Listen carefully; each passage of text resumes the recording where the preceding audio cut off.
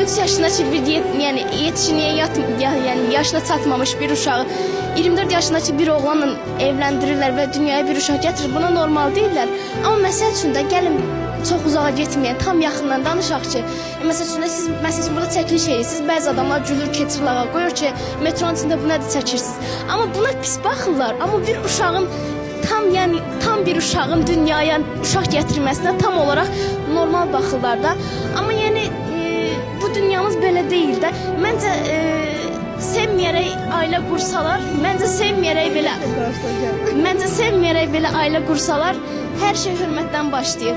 Əgər sevəcəksinizsə, ona qayğı verəcəksiniz. Çünki bir bitkinin belə sevgiyə ehtiyacı var. Mənim bu həyatda ən böyük istədiyim, ən çox istədiyim şey ata sevgisi olub. Mənim varım olub, amma verməyib. Yəni siz olun, evladlarınıza hər zaman sevgi verin. Çünki hər bir evlad, hər bir canlı, hər bir əşya, hər bir kitab belə bir sevgi istəyir. Məsəl üçün 9-a qədər oxumuşam. Mən 14 yaşımdan bəri işləyirəm. Hal-hazırda mənim 18 yaşım var.